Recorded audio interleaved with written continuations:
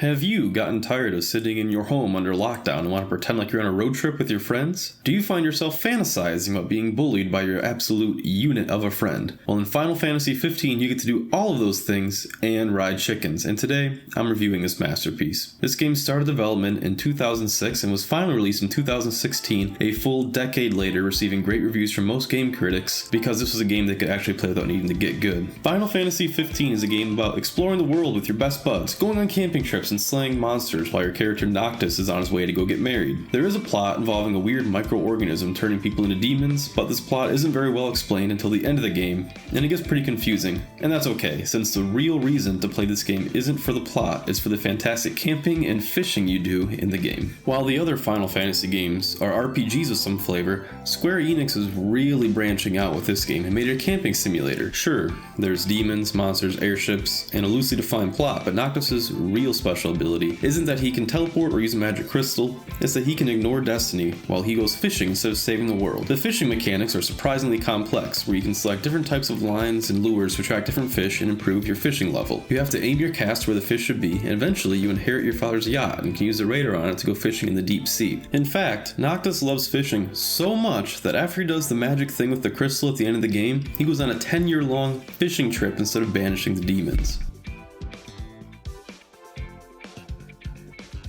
Unfortunately, for a camping game of this caliber, there are no ways to customize your tent and tenting accessories, nor can you customize your grill or even choose between propane and charcoal. The gameplay mostly consists of hiking and driving around the world looking for large flat areas that would make a convenient camping area, and using your superpowers to manifest a single Coleman tent, camping chairs, and stove. I'm not sure why he doesn't just make more than one tent, since Noctis could presumably have as many tents as he wants, but I guess camping is more fun when you share a tent with 3 sweaty dudes covered in monster blood who haven't changed their clothes in weeks. You can, of course, sleep in lodgings like a hotel, and you get experience points bonus for doing so, but you don't get to experience Ignis's cooking, which looks so good I often find myself salivating at the images being shown that triggers my inner ramen connoisseur. Seriously, look at this cup noodle, which is Gladius's favorite food.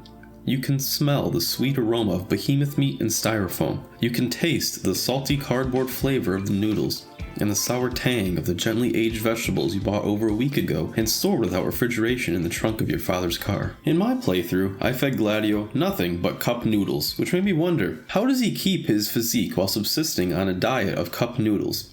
The average heavily active 23-year-old male that is 6 feet 3 inches tall, weighing 205 pounds, requires 3,800 calories per day, or 17.3 cup noodles per day, which, at a whopping 220 gil, is actually 3,800 gil per day, or 1 gil per calorie. Imagine, if you will, having to pay $1 for every calorie you eat. You know what, actually, we don't have to imagine it, just look at Canadian food prices. Seriously, Trudeau, the price of ground beef is $12 per kilogram. Obviously, this is a plot to move the Canadian population to a bug and soy only diet. Anyway, how does Gladius repay Noctis practically supplying him with an endless noodle buffet that single-handedly props up the cup noodle business in Lestalem? He's an absolute dick to Noctis. Seriously, I get it. Noctis frustrates me too. This is a man who can fucking teleport, but routinely falls to his death and gets stopped by gates or even tall boxes that he could easily phase through. But you shouldn't bite the hand that feeds you and props up the cup noodle business, or your favorite food will be gone from the country. Then what would be your motivation to fight demons? Speaking of fighting demons, there's combat in this game. I think it's kind of a weird addition to a camping and road trip simulator, but hey, I'd probably play the trucking simulator games if I could run over demons in it. Unfortunately, you can't run over demons in this game. What you can do is hold down the fight button and steer your character with the thumbstick. Occasionally, you can summon gods to help you, which ends the fight in a cutscene. This might look really impressive, but all I'm doing is holding down the B button and pressing forward on my joystick. The combat looks very impressive, and that's basically all it has going for it. Each of your main party members has a special ability. Prompto, for example, is a voyeur who takes awkwardly timed pictures when you should probably be fighting or setting up camp instead.